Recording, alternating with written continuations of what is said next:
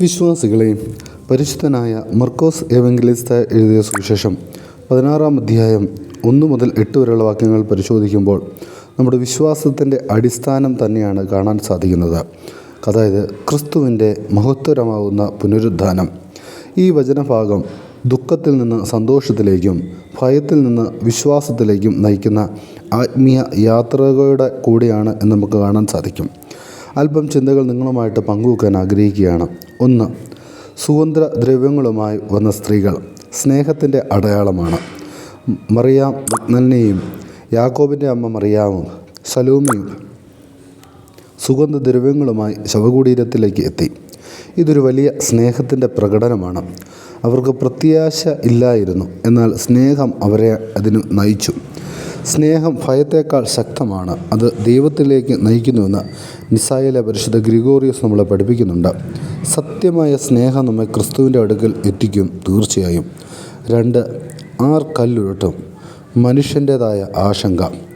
സ്ത്രീകൾ തമ്മിൽ ചോദിച്ചു, ആ വലിയ കല്ല് നമുക്ക് വേണ്ടി ആര് ഉരുട്ടും മാറ്റും? ഇത് മനുഷ്യൻ്റെ ദൗർബല്യത്തിൻ്റെ ചിഹ്നമാണ്. മനുഷ്യൻ്റെ അസാധ്യതയിൽ ദൈവത്തിൻ്റെ ശക്തി വെളിപ്പെടുമെന്ന് വലിയ മാർ ബസേലിയോസ് നമ്മളെ പഠിപ്പിക്കുന്നുണ്ട്. നമ്മൾക്ക് കഴിയാത്തിടത്ത് ദൈവം പ്രവർത്തിക്കും. എന്ത് കാര്യങ്ങളിലാണെങ്കിലും നാം അത് ദൈവത്തിനുമുമ്പാകെ സമർപ്പിക്കുമ്പോൾ അതിൻ്റെ പരിപൂർണമായ ഉത്തരവാദിത്വം ദൈവം നമുക്ക് നടത്തിത്തരും എന്ന് നമുക്ക് കാണാൻ സാധിക്കും. സ്ത്രീകൾ എത്തിയപ്പോൾ കല്ല് ഇതിനകം ഉരുട്ടി മാറ്റിയിരിക്കുന്നതായും ദൈവം മുൻകൂട്ടി പ്രവർത്തിച്ചതായും ഇവിടെ കാണാൻ സാധിക്കുന്നുണ്ട്. നമ്മുടെ പ്രശ്നങ്ങൾക്ക് മുമ്പ് ദൈവം അതിനൊരു ശാശ്വതമായി വഴിയൊരുക്കും എന്നുള്ള യാതൊരു സംശയവുമില്ല. അടുത്ത ചിന്ത എന്നുള്ളത് ശവകുടീരത്തിലെ ദൂതൻ്റെ സന്ദേശമാണ്. നിങ്ങൾ ക്രൂശിക്കപ്പെട്ട യേശുവിനെ അന്വേഷിക്കുന്നു, അവൻ ഉയർത്തെഴുന്നേറ്റു, അവനിവിടെ ഇല്ല എന്ന് അദ്ദേഹം പറയുന്നുണ്ട്. പുനരുദ്ധാനം മരണത്തിൻ്റെ പരാജയവും ജീവിതത്തിൻ്റെ ജയവുമാണ് എന്ന് ദമസ്കോസിലെ പരിശുദ്ധനായ ജോൺ നമ്മളെ പഠിപ്പിക്കുന്നുണ്ട്.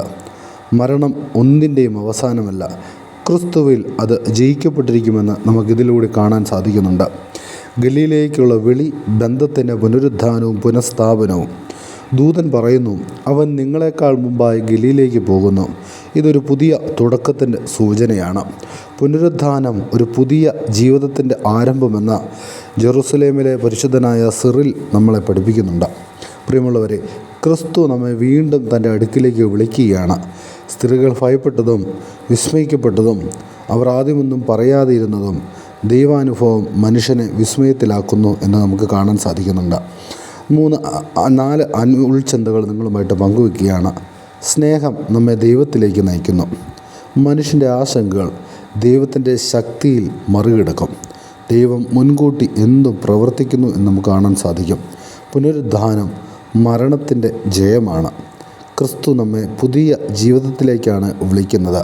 ആയതിനാൽ ഭയം വിശ്വാസത്തെ മറയ്ക്കാതെ വിശ്വാസത്തിൻ്റെ സത്യ വക്താക്കളാക്കി തീരുവാൻ നമുക്ക് സാധ്യമായി തീരണം. കർത്താവിൽ ഏറ്റവും സ്നേഹം നിറഞ്ഞവരെ, ഇന്ന് നാം ശവകുടീരത്തിലേക്ക് വന്ന സ്ത്രീകളെ പോലെ സ്നേഹത്തോടെ ക്രിസ്തുവിൻ്റെ അടുക്കിലേക്ക് വരിക. ഭയം വിട്ട് വിശ്വാസത്തിലേക്ക് നീങ്ങുക. പുനരുദ്ധാനത്തിൻ്റെ സന്തോഷം അനുഭവിക്കാൻ നമുക്ക് സാധ്യമായി തീരണം. അപ്പോൾ നമ്മുടെ ജീവിതത്തിൽ ഇരുട്ടിൽ നിന്ന് വെളിച്ചത്തേക്കുള്ള യാത്രയും മരണത്തിൽ നിന്ന് ജീവിതത്തേക്കുള്ള യാത്രയും കടന്നു വരും. ദൈവം എല്ലാവരെയും ഈ നല്ല പുനരുദ്ധാന ദിവസത്തിൻ്റെ ആശംസകൾ അറിയിക്കട്ടെ. ദൈവത്തിൻ്റെ അളവറ്റ കൃപകളാൽ ദൈവം നിങ്ങളെല്ലാവരെയും അനുഗ്രഹിച്ച് പുലർത്തുവന്ന ഗണം സംഗതിയാക്കി തീർക്കട്ടെ.